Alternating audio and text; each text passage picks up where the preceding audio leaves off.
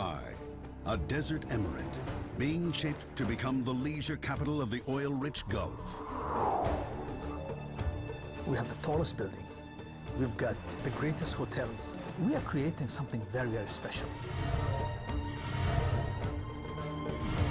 A centerpiece of this new Dubai will be a shopping mall designed to outstrip all malls, with 1,200 shops and a slogan as brash as its scale: everything you desire. Completed to a next to impossible deadline. The biggest challenge that we had to face is time. People haven't done anything as this size this quickly before. Riding on its success, a multi-million-dollar price tag and the reputation of Dubai.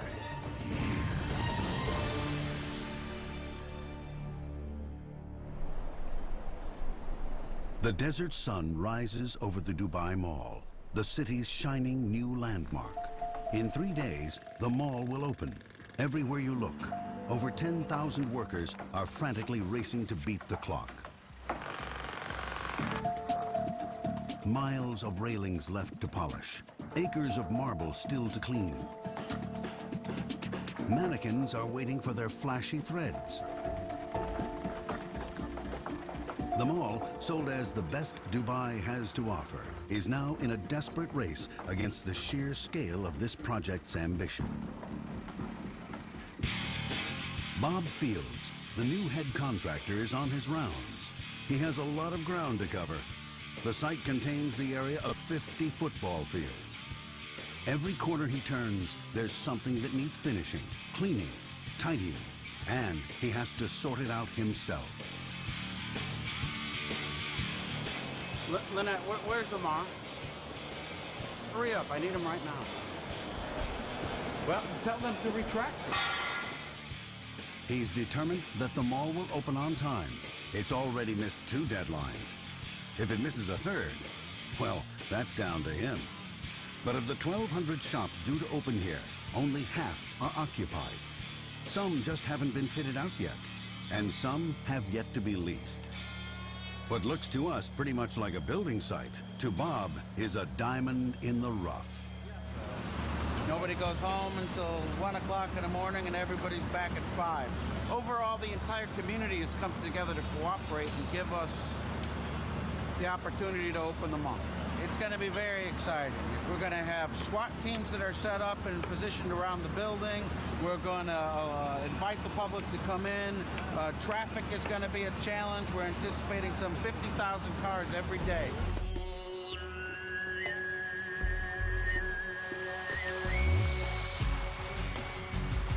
The thousands who thronged the mall when it eventually opened will never know the real story of those frantic final hours. They would have come to see a mall worthy of Dubai. Opulent spaces and shops, row upon row of them. There's a vast aquarium to wonder at, with a massive acrylic viewing panel bigger than any other in the world.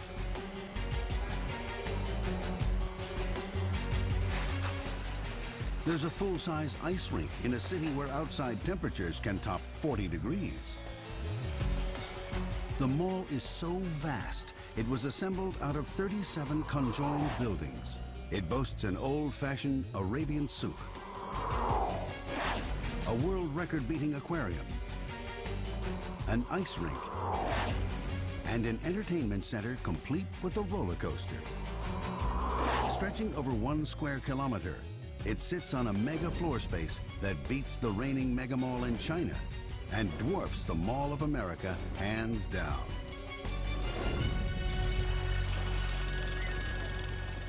Two years back, and a formerly empty stretch of sand is being turned into this retail palace. The project is badly behind schedule.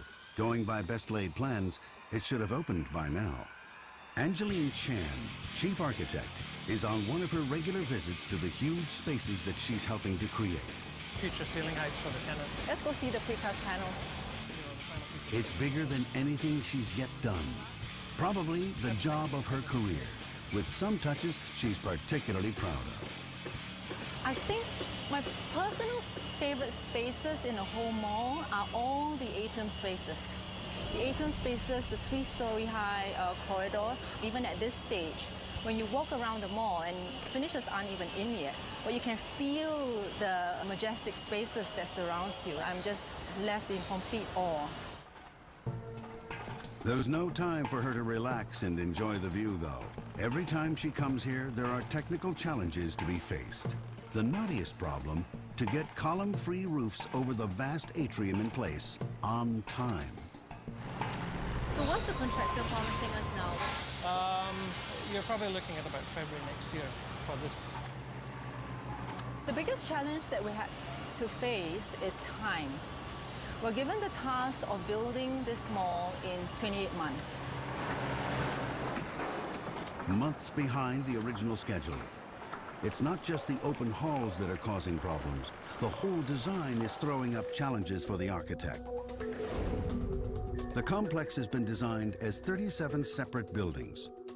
Local codes say all structures must hold up against earthquakes up to 5.5 on the Richter scale. So each building is reinforced by sheer walls that withstand lateral force. A side-to-side motion won't bring it down.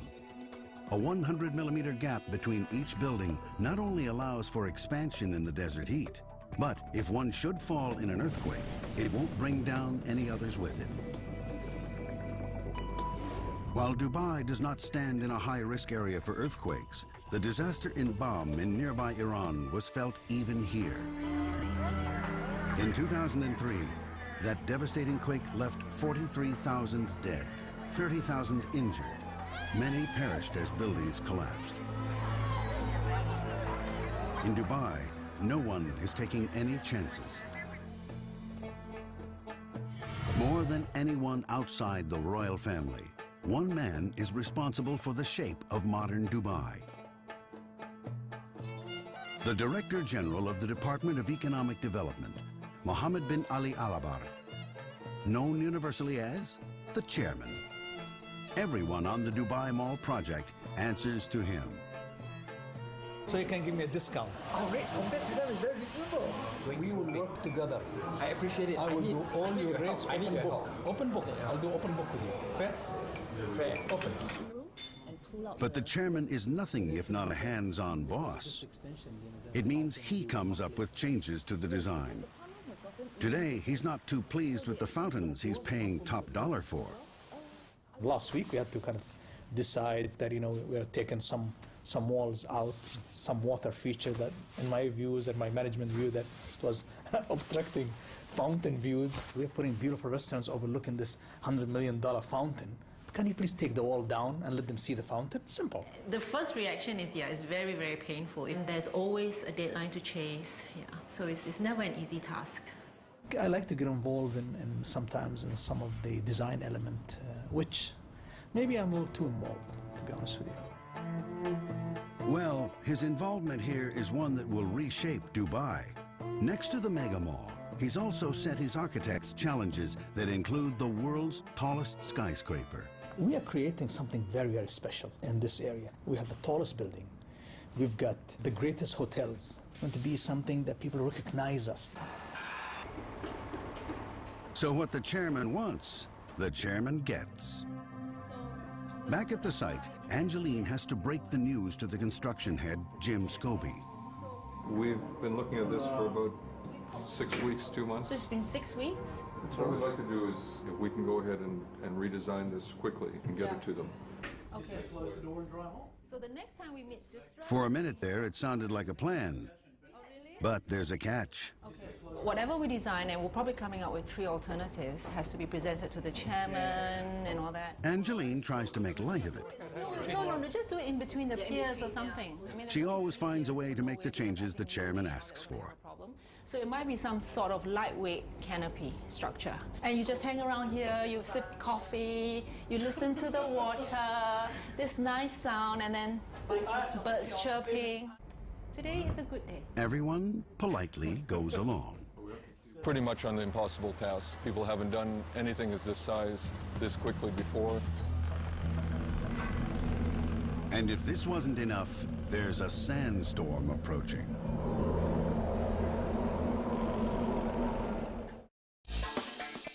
The Dubai Mall, largest in the world.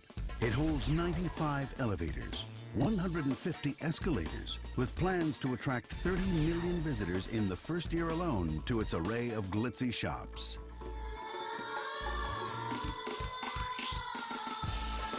At its center is the aquarium with 400 sharks.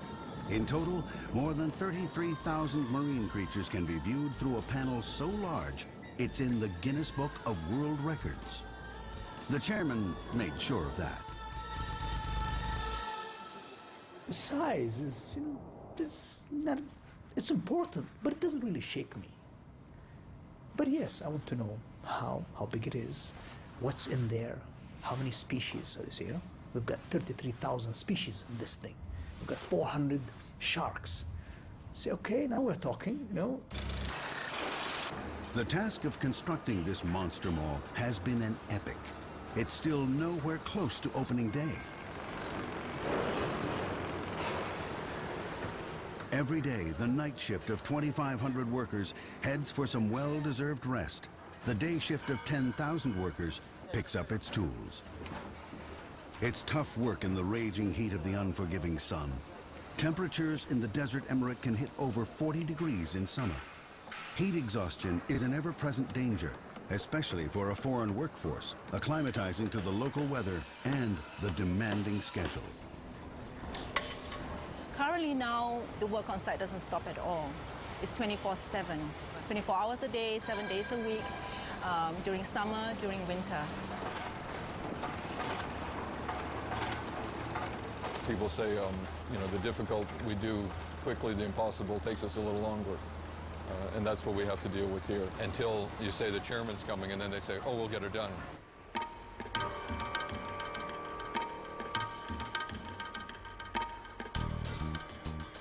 The chairman, Mohammed bin Ali Alabar, is responsible for some of the shiniest new buildings in Dubai. And today, he's coming to the mall for a viewing. He likes to be hands-on. Could them please, again, I need someone to trim these palm trees around the square. Still, dead leaves are hanging. Yeah? Okay.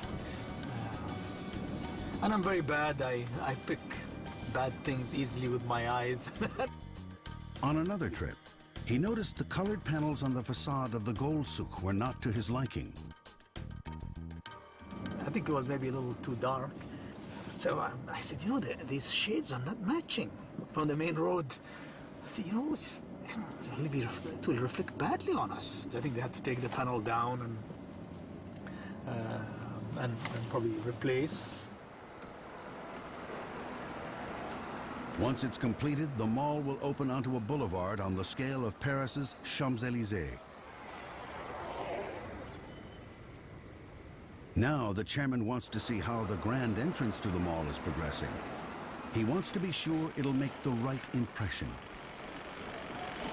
Obviously, his arrival is treated as a bit of an event, and he's ushered to the high atrium just inside the main entrance. It's going to be a highlight.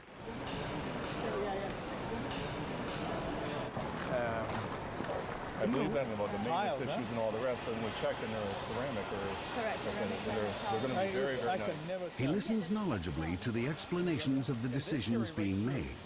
The boss tries his best to be enthusiastic. Then he zeroes in on the details. All your columns are finished one color, huh? One cladding.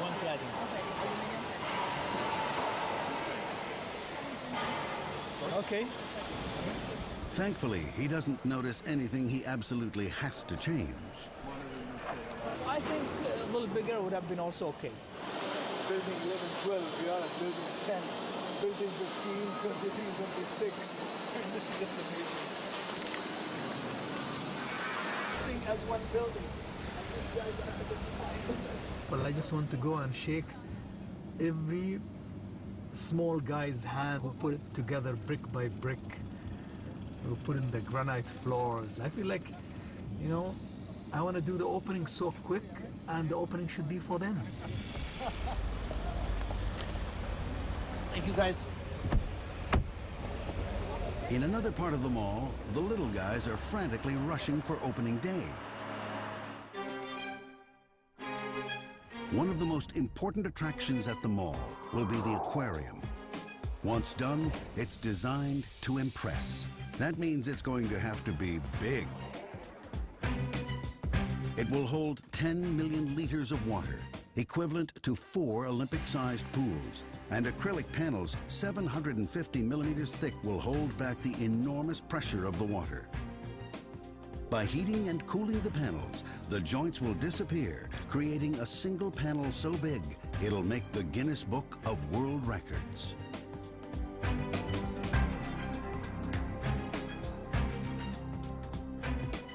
The centerpiece of the aquarium will be a transparent tunnel 48 meters long. Sitting at the tank floor, 10 meters down, it will be subject to immense pressures.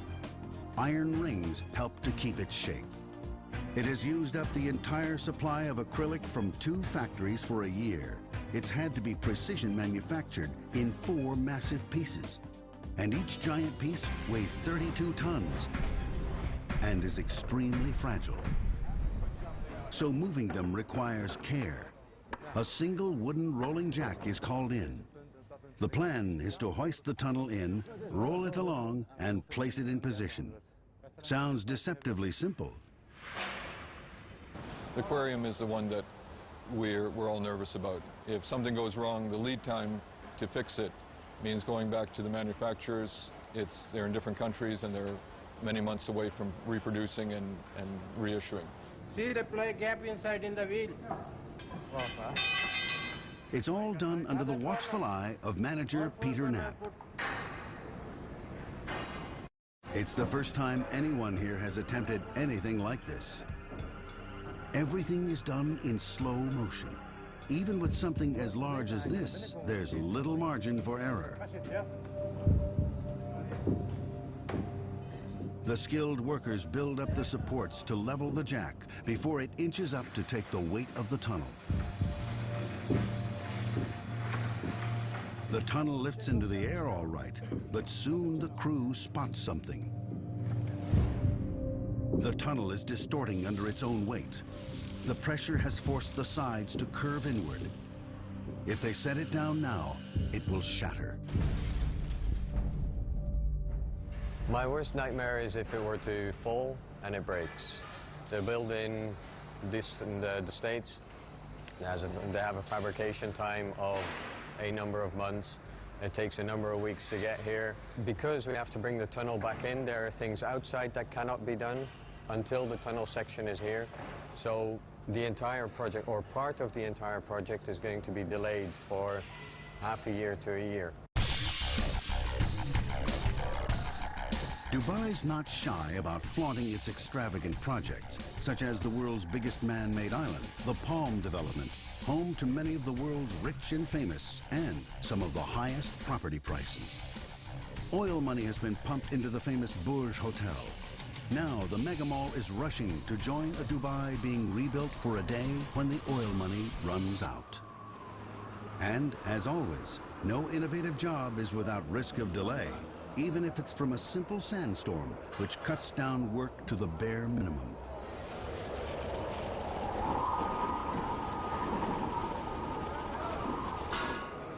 The next day, after a night of head scratching, they've come up with a new idea to move the aquarium tunnel into place. In theory, the plan should work. The measurements add up. So they spread the load, and the tunnel is now balanced across 2 separate jacks. The supports come down piece by piece, and slowly the tunnel inches downwards. But just when they think the plan is working,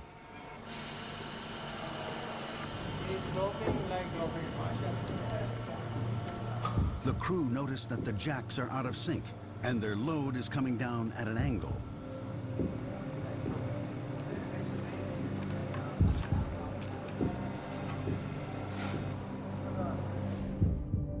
The pressure of 32 tons of acrylic is concentrated onto one corner. If they try to set it down, the edge will snap off. It's not an easy job. There is stress because of If something goes wrong, there's, the consequences on it, so that does put quite a bit of stress on you. Peter keeps at work, adjusting with his control units, balancing the two jacks carefully, keeping the tunnel straight. After 8 hours, he thinks he's got it right. No one knows for sure until the tunnel hits bottom. All that remains is to haul it into place with a rather simple lever and pulley system. Only another 3 pieces to go. When they're all in place, they will be welded together, made watertight, and covered with 10 million liters of water.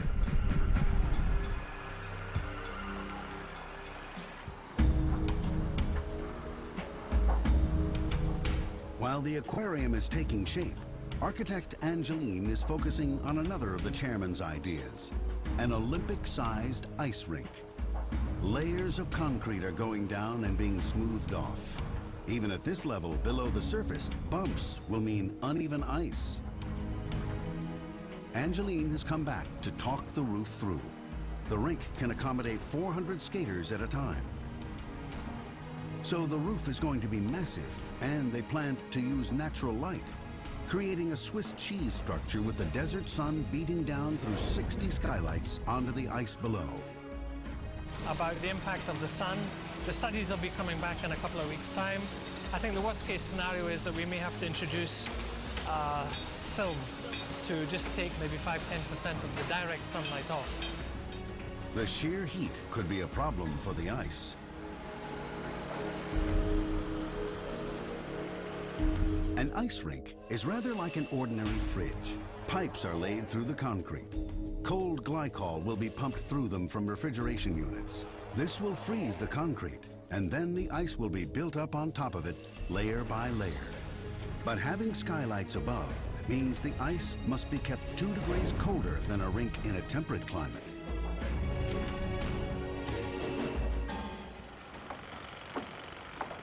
Everything on this site is geared to breaking records. You need cranes to shift all this big stuff around. In fact, there's been so much construction in Dubai that it's said that up to 1/4 of all the world's stock of cranes can be found here. The biggest at the site is the Demag 2800. There are just 50 of these 600-ton monsters in the world, and they're only called in for jobs that no other crane can take on. Somebody hurry, they want to need job hurry, but the machine cannot move like this. Patient we need first this heavy crane. George and his Demag have been called in today to start lifting the pieces for the roof of the entertainment complex. Each load has to be lifted one by one.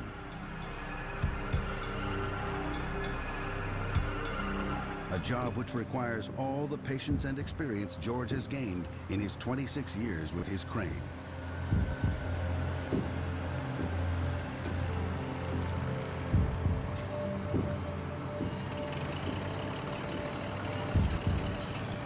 Some people are angry, some people shouting. That time we want to keep silent like that.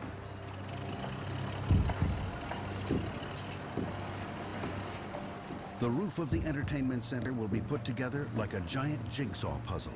Supporting a huge span with no columns below is difficult enough. But this roof has thousands of pipes, beams, nuts and bolts. Because in Dubai, they not only like things big, they like them complicated. The easier way would be to build a simple flat roof.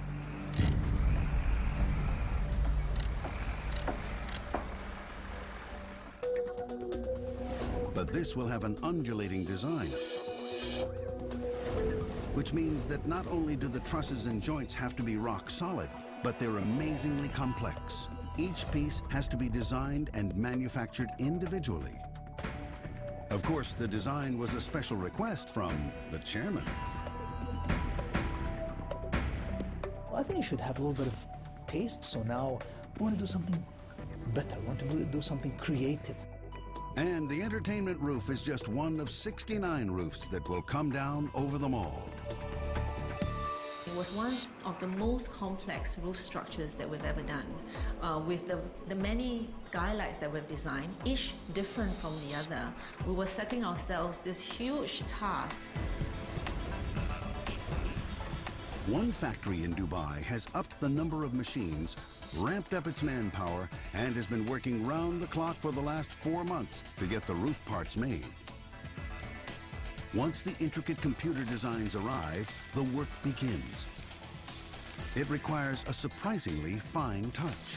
The hand of the operator guides the computer designs. Every hole, every cut, every weld has to be millimeter exact. Any mistake, and the pieces won't connect on site, and the roof can't go up.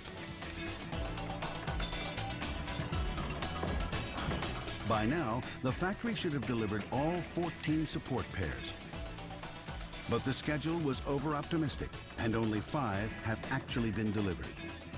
Extra jigs have been fitted to speed up the work, though no one knows how soon all the trusses will be ready.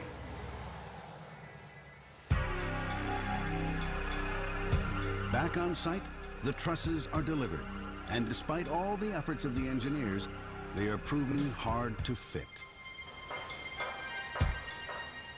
And the structural engineer that designed it is saying it has to be dead on, we can't move anything. And the construction engineer is shrugging his shoulders at me saying, I can't build it.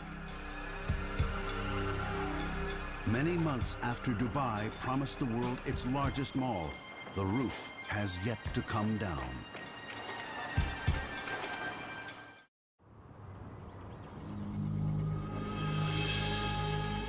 For centuries, Dubai has been a trading post. The Arabs have long been seafarers, and Dubai was a prime stopping-off port on the route from India. Wander the streets, and you find many traditional shops and markets, the souks of Arabia. One of the most famous of these is the gold souk, where locals and foreigners alike go to buy, what else? Gold. Browse the stalls here, and you might even find a bargain.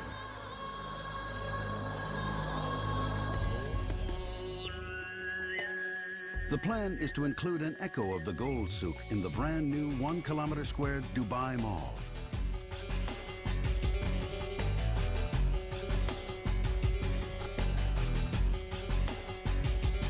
The souk is intended to be a jewel in the mall's crown, and no expenses have been spared to give it a touch of Dubai, right down to the temptations on display. We have it's a piece of iPod, pure gold, 18 karat, and it's with the 5-carat diamonds. We're talking approximately this one like $35,000. The Gold Souk is just part of this world record-beating mall. Among its 1,200 shops is a record-breaking aquarium, an Olympic-sized ice rink, and an entertainment center complete with a roller coaster under its massive roof. It's a mall that could not be built without a grand ambition.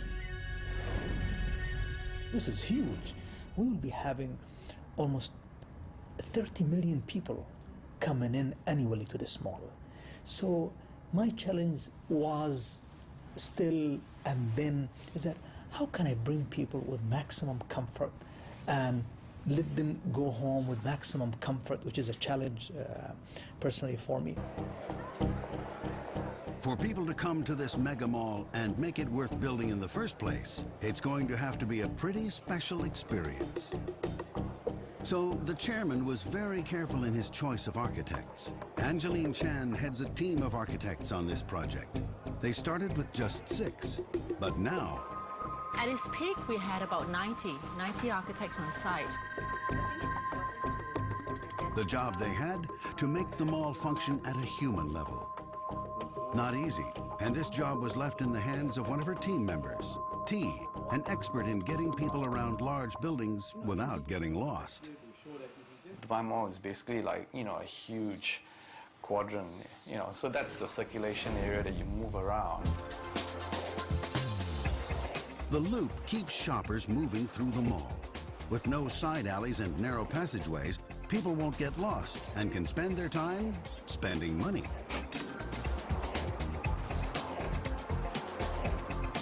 And all shops get prime locations, meaning rents can be high.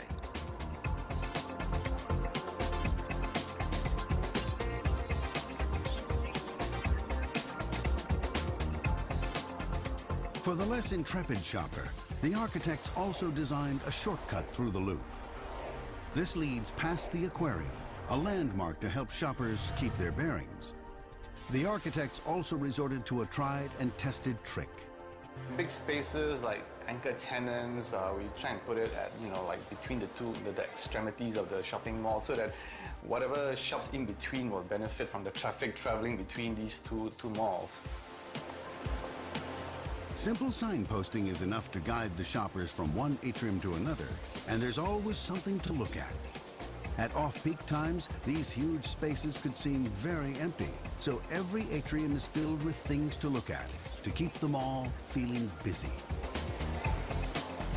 To tempt people to stick around, the prime way of doing this is strategic positioning of food and beverages, places to eat and drink for you and me. You try and put them where you can have like nice views, or where you can actually spill out into the open areas. Outside the mall, when the desert heat is less intense at night or during winter, the chairman's multi-million-dollar fountains have been designed to keep the diners lingering and tempting them to come back.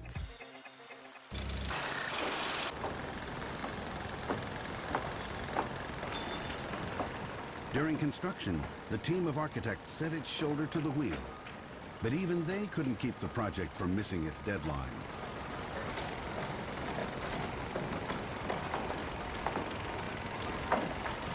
Months past the mall's original date for opening, and the roofs are still only going onto the individual buildings, each one different and bringing its own headaches with it.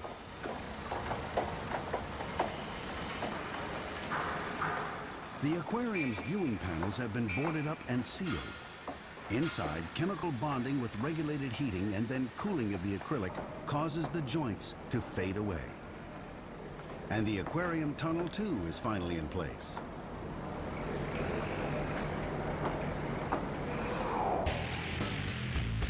In the meantime, the lead contractor has changed.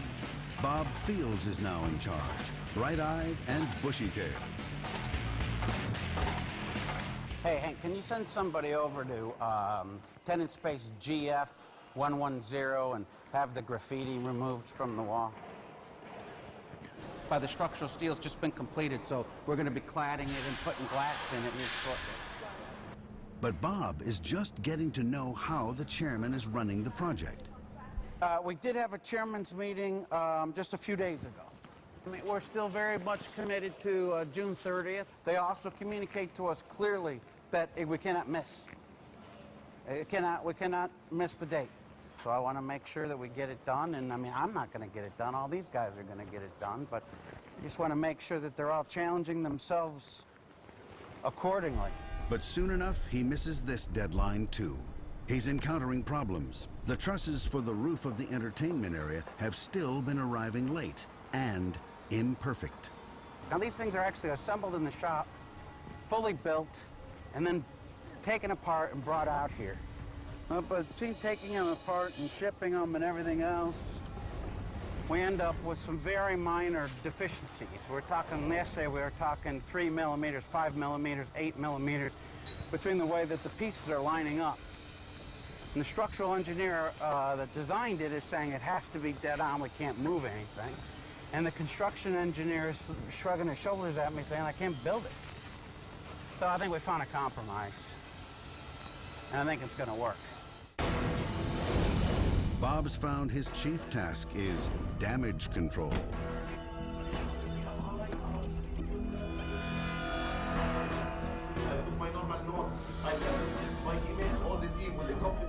If a guy has an issue, he needs to come, because that's where the rubber hits the road. And that can mean banging heads together. You guys are all grown-up professionals. You know exactly what we're talking about here. All this little conversation is for the third time. Through threats and persuasion, the mall slowly gets completed. Bob's team has come up with ingenious ways to meet the deadline.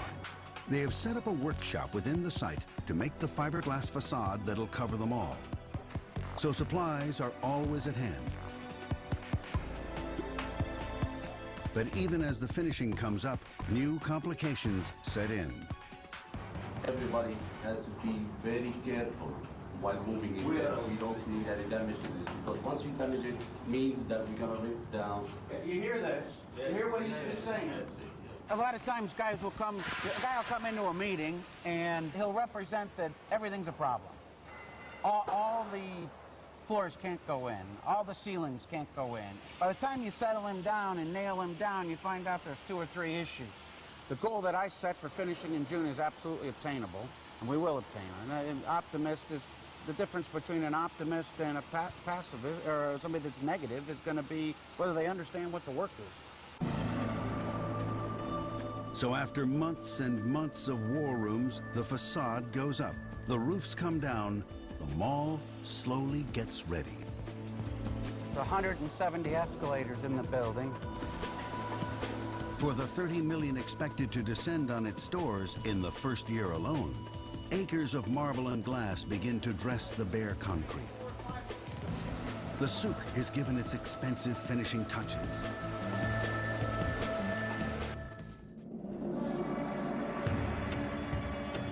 Finally, the mall can look forward to some kind of opening.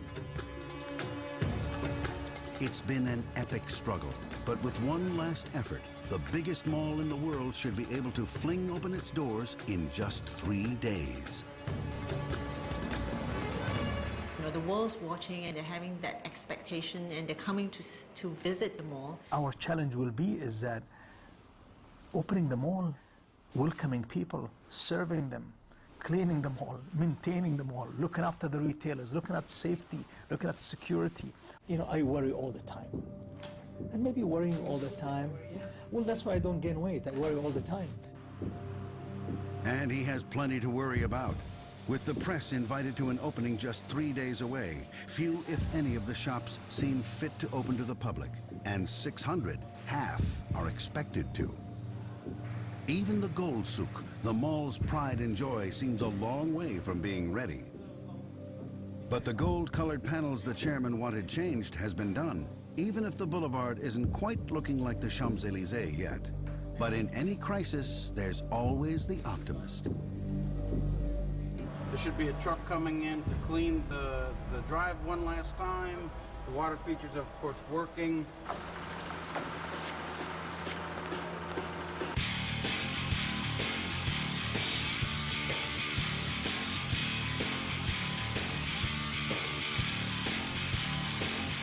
And so, with 72 hours to go to the grand unveiling, Bob makes his final tour, observing, ordering the final touch-ups.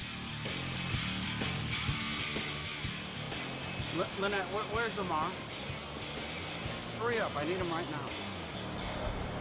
Well, tell them to retract it. At the ice rink, the Swiss cheese skylights have come in. But the final layer of ice is still being slowly, painstakingly frozen.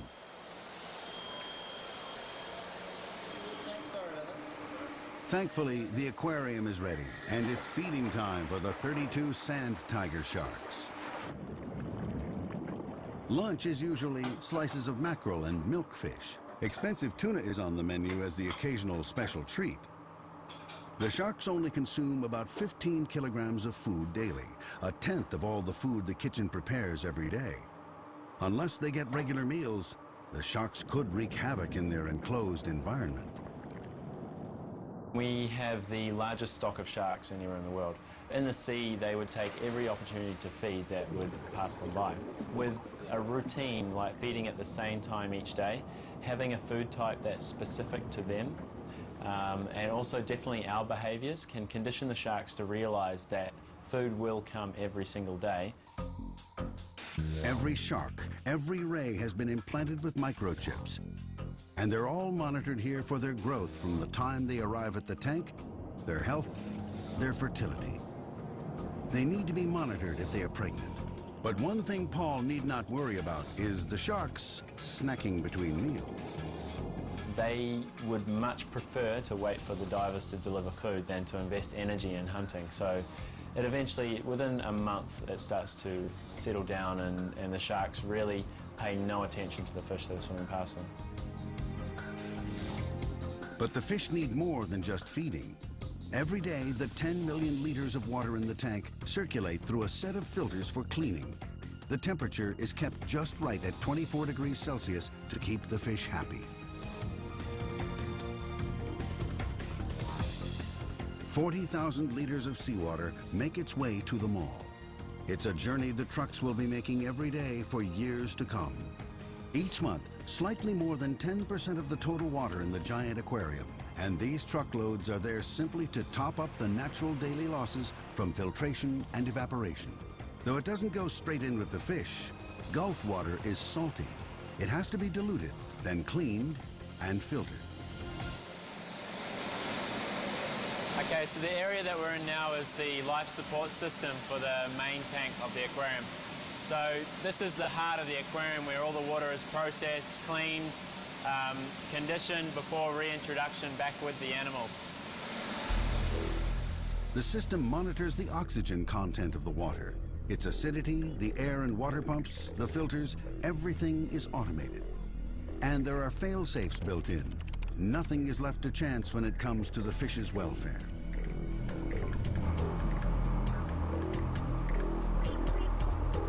So if, let's say, a pump was to fail down in the basement, and that pump was responsible for sending new seawater to the aquarium to top it up when we lose seawater through our foam fractionators.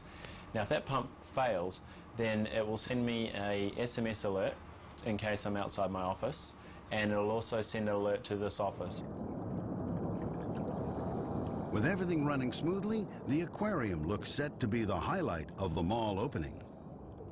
When you go and you look at it, it really touches my heart. And then straight away I say, oh my God, how can I see the kids? I want to see the kids running around this thing.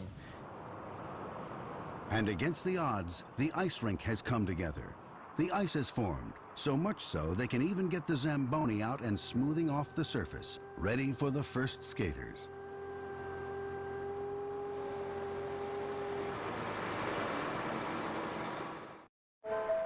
And so, it's finally the night before the opening. 12 hours and still a million things to do. One more night passes in Dubai, the city on the Gulf that never sleeps. Then the day itself dawns, the day of the opening. Inside the mall, the aquarium is getting a Guinness Award for the largest viewing panel. The chairman had no plans to attend. There was only a handful of press present at the aquarium. Late in the night before, the decision had been taken not to open to the public. It was not opening because it was not ready. We felt that it wasn't ready to receive such a big crowd. It would not have been able to cope. You know what? It could be a month, 2 months late. In my business, this is once in a lifetime. And for us to do it well and to do it right, 1 month, 2 months, that's fine. Even if the signs declare the Dubai Mall open, once again, it's missed its deadline.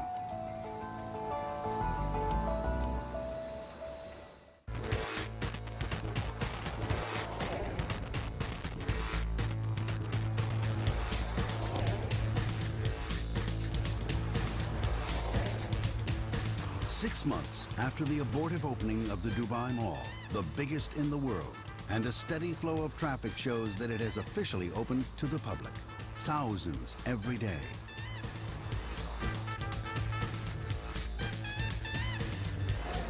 The massive atria are now filled with people, livened up with the noise and bustle of marching bands and stilt walkers. The ice rink, so lonely and deserted when we last saw it, is now overflowing with skaters. And around the rink, plenty more who don't yet trust themselves to strap on skates in this desert land.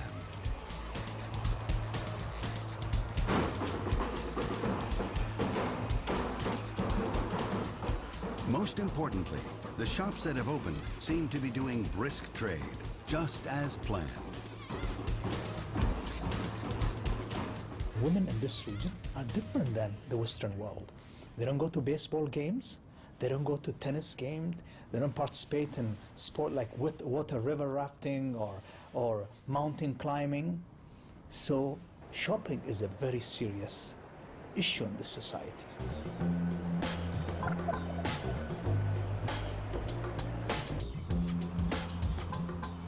The undulating roof has finally been fitted onto the entertainment center with all its joints and trusses. Though whether it's strictly accurate to say that the delay is just 1 year is also open to question. The actual entertainments inside are far from finished. Mock streets look down onto yet another construction site, though the track for the roller coaster is at least in place. It's going to take some while yet to fill this space and open it to the public. Frankly, with the many changes, it's a wonder it's got even this far. The mall is open, it's functioning, and people are visiting. Opening any mall this size is a gamble, but one done in true Dubai style, it may yet pay off.